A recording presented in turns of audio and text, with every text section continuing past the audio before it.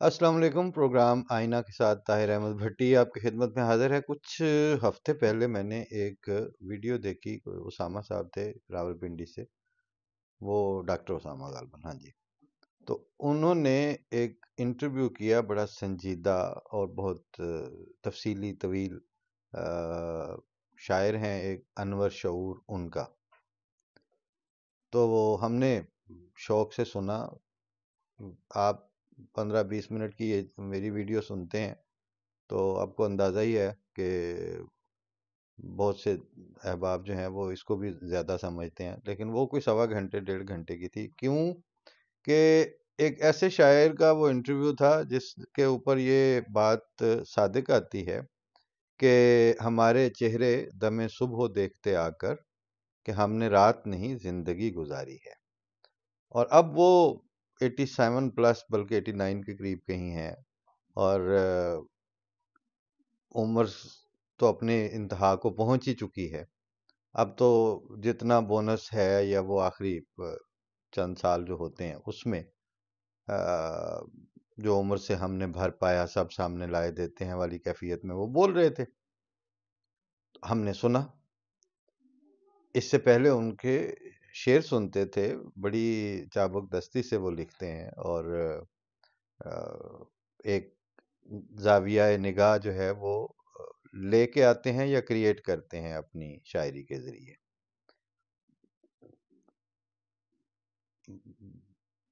فن پارا بن رہا ہے ابھی بن نہیں گیا والی جو ان کی غزل ہے، بہت میننگ فل ہے۔ اور میں بھی کواڑ کھولنے فوراً نہیں گیا، تو سنی خیر ہم نے، لیکن وہ شاعری پہ کم تھی وہ گفتگو ان کی، زندگی کی تفہیمات کے بارے میں زیادہ تھی۔ ایک تو اس دن ہمیں پتہ چلا، اس سے پہلے ہمیں احسان دانش صاحب سے یہ تعارف تھا، پتہ تھا کہ وہ میٹرک تک بھی سکول نہیں جا سکے اور زندگی مزدوریاں کرتے گزری، اور یہاں تک کہ ان کی خود نوشت میں لکھا ہے کہ وہی جو پنجاب یونیورسٹی ہے یا کوئی ایسا بڑا ادارہ تعلیمی، اس میں جو ٹیوب ویل لگ رہا تھا یا کنواں کھودا جا رہا تھا، اس کی کھدائی کے مزدور کے طور پر انہوں نے کام کیا، اور پھر اسی یونیورسٹی میں پی ایچ ڈی یا ایم فل کے تھیسز میں جو مقالہ جات تھے وہ احسان دانش کے اوپر لکھے گئے، اور احسان دانش کو فارمل تعلیم کی اس طرح سے مہلت نہیں ملی، زندگی نے نہیں دی، مگر وہ احسان دانش کے طور پر وفات پائی انہوں نے۔ انور شعور نے بتایا کہ وہ 5ویں تک بھی نہیں جا سکے اسکول میں۔ بالکل ناقابل یقین تھی یہ بات، لیکن اس کے بعد جو انہوں نے اپنا علم سے اور اکیڈیمکس سے، تعلیم سے، اپنے شعبے سے یعنی ادب سے جو تعلق خاطر پیدا کیا، تو اب وہ انور شعور ہیں، کوئی شک نہیں۔ آپ کے لیے اس میں کیا تھا؟ یعنی میں کیوں وہ ویڈیو جو ہے وہ نشان لگا کے بیٹھا ہوا تھا اس پہ، انفیکٹ درمیان میں ایسے ایسے موضوعات آتے چلے گئے کہ وہ بیک برنر پہ چلی گئی، جانا نہیں چاہیے تھا اسے۔ اس میں انہوں نے ایک بات جو اپنی زندگی بھر کا نچوڑ بیان کی، وہ یہ کہ مذہب جو ہے وہ، ایک تو ان کو مذہب سے بیزاری تو تھی ہی، اس کے علاوہ وہ یہ سمجھتے تھے کہ آپ کا مطلب ان کا باقاعدہ کہنا تھا کہ آپ کو تسلی ملتی ہے دعا کر کے تو آپ کر لیں، ورنہ یہ دعا اور یہ کھاتے ایسے ہی ہیں، بس آپ کے جو آپ نے محنت کی ہے وہی ہے سب کچھ، اور جو آپ عمل کر گزرتے ہیں، عمل سے زندگی بنتی ہے جنت بھی جہنم بھی، اور یہ خاکی اپنی فطرت میں نہ نوری ہے نہ ناری ہے، یہ ساری چیزیں جو آ رہی تھیں اسی کے اوپر انہوں نے وہ کلائمیکس کیا کہ اب میں جس عمر کے حصے پہ پہنچ گیا ہوں میں اس نتیجے پر ہی پہنچا ہوں۔ سنا ہم نے، پہلے مجھے یہ خیال آیا کہ اس میں سے آپ کو جستا جستا کچھ حصے سنوا کے ساتھ بات کی جائے، لیکن ابھی میں نے یہ سوچا کہ میں پہلے وہ 5 منٹ کے پھر اس میں سے ڈھونڈوں کہ کون سے منٹ پہ کیا بات کی ہے انہوں نے، پھر اتنا سا جملہ سناؤں۔ وہ ویڈیو موجود ہے یوٹیوب پہ، جس نے سننی ہو جا کے سن لے۔ میرے لیے جب آپ وہ حوالہ وہاں کوٹ کرتے ہیں تو اس کی ایک بڑی وجہ یہ ہوتی ہے کہ آپ ان الفاظ میں وہاں سے سنوا دیتے ہیں کہ جناب یہ دیکھیں یہ انہوں نے کہا ہے، میں نے نہیں کہا، اور میں نے ان کے بیان کو تروڑا مروڑا نہیں ہے، جھوٹ نہیں بولا ہے۔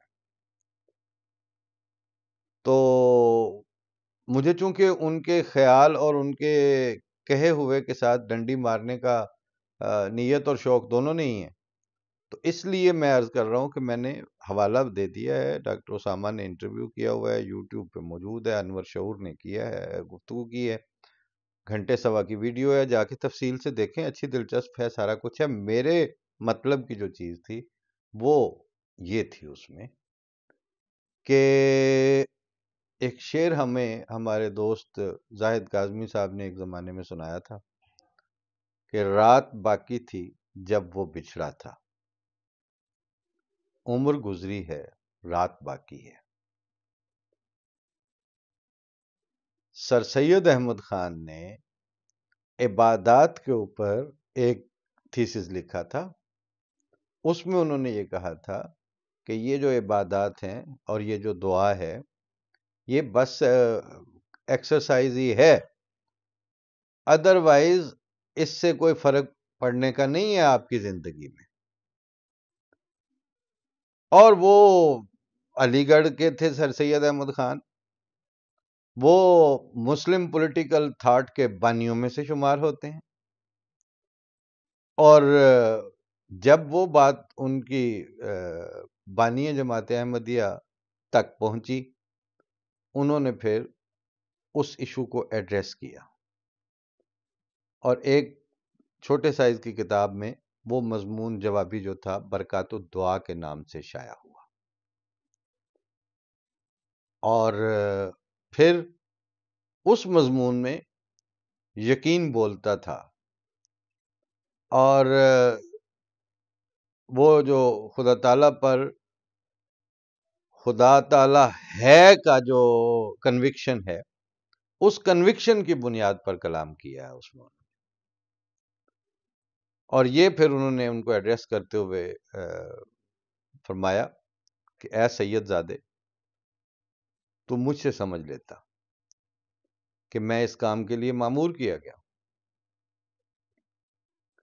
یعنی تو آگ کے جلانے اور پانی کے غرق کرنے کی یہ مفہوم بتا رہا ہوں، ان تاثیروں کا تو قائل ہے لیکن دعا کی تاثیر کا قائل نہیں ہے۔ اس پہ پھر وہ ایک یادگار اور مایہ ناز وہ جو پیراگراف ہے کہ وہ جو عرب کے بیابان میں ایک ماجرا گزرا والا اکثر تقاریر میں آپ سنتے رہتے ہیں، وہ صادر ہوا، وہ سرزد ہوا، وہ عطا ہوا ان کے قلم کو اللہ تعالیٰ کی طرف سے۔ لیکن اس برکات الدعا کی جو بنیاد اور جس پہ وہ کھڑا ہے پورے یقین کے ساتھ اور قیامت تک اس نے کھڑا رہنا ہے، وہ کلام جو ہے اس کی بنیاد خدا تعالیٰ ہونا چاہیے کہ فلسفوں میں نہیں ہے، اس کی بنیاد خدا تعالیٰ ہے، ہم نے اسے دیکھا اور ہر ایک خوبصورتی اس میں پائی۔ یہ لال خریدنے کے لائق ہے اگرچہ جان دینے سے حاصل ہوگا۔ اس کنوکشن سے جو کلام ہے، اس کا ذائقہ، اس کا ٹیکسچر، اس کے اندر تاثیر اور اس کا مزید دلوں کو متاثر کرنا، اس کا لیول اور اس کی سطح اور اس کا بالکل الگ ہوتی ہے۔ لیکن ہم نے یہ گزارش کی تھی کہ سر سید احمد خان صاحب تک آتے آتے اسلام پر وہ وقت آ چکا تھا کہ جو آپ کے مسلم پولیٹیکل تھاٹ کا بانی سمجھا جائے گا بندہ، دو ہی ہیں جن کے بڑے نام بر صغیر میں لیے جاتے ہیں، ایک سر سید احمد خان اور ایک علامہ اقبال۔ ایک نے یہ کہا کہ دعا کی تاثیر نہیں ہے، دعا بس ایک اپنے آپ کو طمانینت دینے والا ایک روحانی سا اندر سے وجدانی سی کیفیت ہے، دیٹس آل. اس کے ذریعے کوئی پریکٹیکل ٹینجیبل دنیا میں تبدیلیاں رونما نہیں ہوتی. یہ تو ہیں سر سید احمد خان.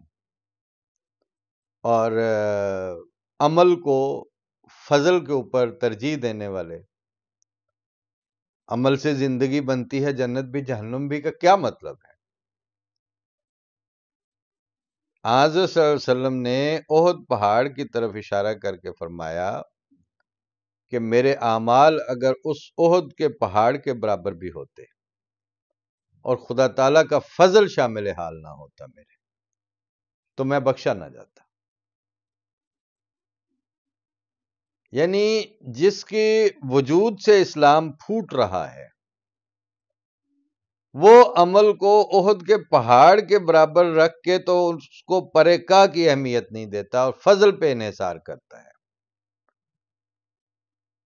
اور 1200-1300 سال کے بعد جب پلوں کے نیچے سے بہت سا پانی گزر گیا اور اصل پیغام کے اوپر صدیوں کی خاک پڑ گئی، تو مسلم پولیٹیکل تھاٹ کے بانی جو ہیں وہ عملی قواعد اور ایکسرسائز سے زیادہ اس کو وہ نہیں رکھتے اور دعا سے کسی تبدیلی کے منکر ہوئے. بائیں ہم وہ مسلم پولیٹیکل تھاٹ کے بانی بھی رہے.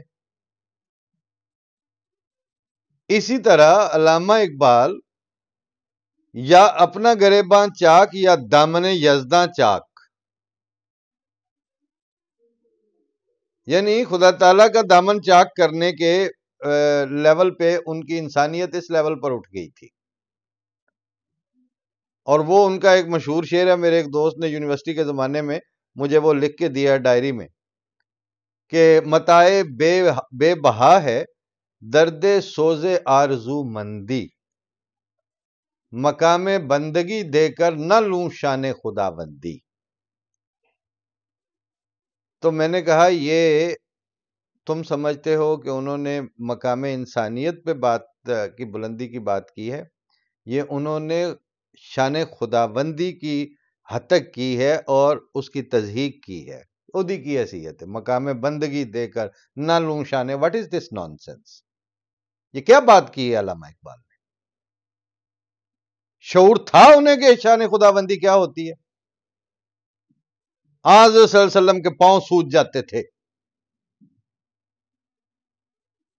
اللہ تعالیٰ کے حضرت علی کے بارے میں آتا ہے رضی اللہ تعالیٰ عنہ کے بارے میں کہ وہ ایک دفعہ کوئی آواز آئی تو وہ گلی میں سے تھپ تھپ کرتے قدموں سے بھاگ کے جا رہے تھے. کسی نے کہا یا امیر المومنین آپ کے مقام اور وقار کا تقاضا ہے، آپ اس طرح بھاگ کے جا رہے تھے. کہتے کون سا وقار، کون سا امیر المومنین، میرے کان میں یہ آواز پڑی تھی کہ خدا کے نام پر میری بات سنو. تو جب خدا کے نام پر آیا تو اس کے بعد کون سا امیر المومنین اور کون سا میرا وقار؟ یہ وہ لوگ تھے جن کی میراث آپ بیچ کے کھا رہے ہیں، اور مگر یہ آپ کے ہیں شان خدا اپنا پولیٹیکل تھاٹ کے بانیان. ان بانیان کے ذریعے پیرالل آپ 130 سال تک کوشش کرتے رہے. ادر دین مرزا غلام احمد قادیانی آپ کے سکالر جو ہے وہ سر دیاں ٹھکریاں رگڑ کے مر گئے. ایک تو ایک کا ہے 30 مار خان. نتیجہ یہ نکلا کہ 99 سال کی عمر میں 88 سال پلس پہ جا کے انور شعور جیسا شاعر، صاحب شعور، مجھے ان کے صاحب شعور ہونے سے بالکل اختلاف نہیں ہے، میں ان کے شعری کامت کا، ان کے شعروں کی اندر جو بنت میں چابک دستی ہے، میں اس کا 100% قائل ہوں. لیکن مسئلہ پھر یہاں آتا ہے کہ خدا آپ کی سوسائٹی میں ہستی باری تعالیٰ کا تصور مسخ ہو چکا ہے، اور جس سوسائٹی میں خدا تعالیٰ کی شان کی وہ تعظیم ہی باقی نہ رہے، اس کی اہمیت ہی ختم ہو جائے، اس نے تحفظ ختم نبوت کون سا کرنا ہے، اور شان رسالت مآب پہ وہ کون سی محفلیں لگا کے بیٹھتی ہے. اس لیے آپ کا ہستی باری تعالیٰ پہ بڑے سے بڑا اسکالر اس وقت بلرڈ ویژن، بالکل دھندلی نظر کا شکار ہے. اور اسی وجہ سے بانی جماعت احمدیہ نے فرمایا تھا کہ میں نہیں آیا، مجھے تمہاری حالت کھینچ کے لائی ہے، کیونکہ خدا اور بندے کے رشتے کے درمیان جو کدورت اور دوری واقع ہو گئی تھی، اس کے لیے اب آسمان سے آنا ضروری تھا. اور اس آسمان سے آئے ہوئے کی جو کلام ہے، اس کے ساتھ آج تضحیک اور بدتمیزی کا سلوک کر کے آپ سمجھتے ہیں آپ دانشور بن جائیں گے. آپ کے اہل دانش 90 سال کی عمر میں جا کے دعا کا آؤٹ رائٹلی انکار کر رہے ہیں. تو جب دعا آپ کی صفوں میں سے رخصت ہو گئی تو مذہب کا ڈھول پیٹتے پھریں آپ اسلام پسند ہو سکتے ہیں. میں یہ نہیں کہتا کہ آپ مسلم نہیں ہو سکتے، اس کی حد ادب ہے، کیونکہ جب آپ کہتے ہیں کہ آپ مسلمان ہیں تو آپ مسلمان ہیں، لیکن آپ اسلامسٹ اور اسلام پسند مسلمان ہیں. آپ کو اپنے وجود سے گواہی دیتے وقت جو ہے اسلام کی، آپ کو اپنے وجود سے گواہی دیتے ہوئے ہستی باری تعالیٰ کے ہونے کی، اس وقت کے مسلمانوں میں بالعموم اور پاکستان کے مسلمانوں میں بالخصوص آپ خدا تعالیٰ کے وجود کی گواہی دینے کی اہلیت سے عاری ہو چکے ہیں. اس لیے عرض کیا کہ رات باقی تھی جب وہ بچھڑا تھا، عمر گزری ہے رات باقی ہے. مرزا صاحب کے بغیر آپ کو 130 سال گزر گئے ہیں نا. سر سید کو بھی دعا پہ یقین نہیں تھا، آج 130 سال کے بعد انور شعور کو بھی 90 سال کی عمر میں بھی جا کے دعا پہ یقین نہیں ہے. یہ ہوتا ہے اس شعر کا مفہوم کہ رات گزری تھی جب وہ بچھڑا تھا، عمر گزری ہے، رات باقی ہے. اللہ کے حوالے. السلام علیکم.